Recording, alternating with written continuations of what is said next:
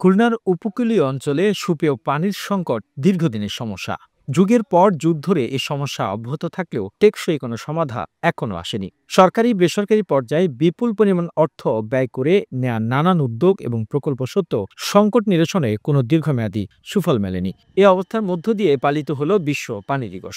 জলবায়ু পরিবর্তনের প্রভাবে দেশের দক্ষিণাঞ্চলে ৩ উপকূলীয় জেলা লবণাক্ততার পরিমাণ বেড়েই চলেছে। সেই সঙ্গে সংকট বাড়ছে নিরাপদ পানির। ৩ দশকেরও বেশি সময় ধরে উপকূলীয় এলাকার মানুষ নিরাপদ পানির জন্য করছে হাহাকার। স্থানীয় বাসিন্দারা জানান, পানি শোধনাগারগুলো টেকসই নয়, ফলে তারা বাধ্য হয়ে অনিরাপদ পানির উৎসের দিকে ঝুঁকছেন। সকালে ১ কলস, বিকালে ১ কলস, দুপুরে ১ কলস আমাদের পানি লাগে। পানির খুব সমস্যা। নদীতে ভাঙনে ভেঙে গেছে, গা ধোয়া পানি, খাওয়া পানি সমস্যা, মিলা সমস্যার কারণে আমাকে বিশাল কষ্ট। এই গ্রামে কোনো পানির কোনো নেই। মানে এই জায়গায় যে কটা ফ্যামিলি আছে সবার পানির কষ্ট। পানখালী ইউনিয়নের জাবেরের খেয়াঘাট এলাকায় ৩ কিলোমিটারের মধ্যে কোথাও সুপেয় পানির ব্যবস্থা নেই। ফলে নারীদের প্রতিদিন মাইলের পর মাইল পথ হেঁটে পানি সংগ্রহ করতে হয়। কোথাও আবার সেই পানি না পেয়ে পুকুরের অনিরাপদ পানি সংগ্রহ করে পান করছেন, ব্যবহার করছেন দৈনন্দিন অন্যান্য কাজেও। ফলে পানি বাহিত বিভিন্ন রোগে আক্রান্ত হচ্ছেন তারা। পানিতে আয়রন জন্মের, আয়রনের কারণে পানি ভালো না বলে আমাকে রোগ দেয়া দিচ্ছে। রোগের জন্যই তো পানি দিতে তো রোগে দেয়া দিই।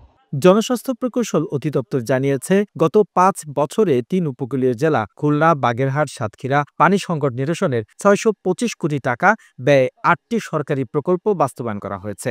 এসব প্রকল্পে অন্তত ১০ ধরনের প্রযুক্তি ও পদ্ধতি ব্যবহার করা হয়েছে। পাশাপাশি ১৬ থেকে ২০টি বেসরকারি সংস্থা আরও ৫০টিরও বেশি প্রকল্প বাস্তবায়ন করেছে। তবে এসব প্রকল্প দীর্ঘমেয়াদে টেকসই হয়নি। সকল বিষয়ে সামগ্রিকভাবে চিন্তা না করলে এই সংকটের কোনো সমাধান হবে না। কারণ পানি খুব কোনো অঞ্চলভিত্তিক সমাধান না, এটা সামগ্রিকভাবে এটি সমাধান করা সম্ভব। কোনো একটি সিঙ্গেল প্রকল্প দিয়েও পানির সংকট সমাধান করা প্রায় অসম্ভব। সে কারণে সরকারি এবং রাজনৈতিক সদিচ্ছাই হলো প্রধান উদ্যোগ হতে পারে এই পানি সংকট নিরসনের জন্য। বিশেষজ্ঞরা বলছেন, উপকূলীয় অঞ্চলের সুপেয় পানির সমস্যা শুধু একটি নির্দিষ্ট এলাকায় সংকট নয়, এটি একটি জাতীয় সমস্যা। এটি সমাধানে টেকসই প্রকল্প গ্রহণ, পর্যাপ্ত রক্ষণাবেক্ষণ ব্যবস্থা এবং গবেষণা ভিত্তিক পরিকল্পনা অত্যন্ত জরুরি। তা না হলে দিন যত যাবে সংকট ততই বাড়বে।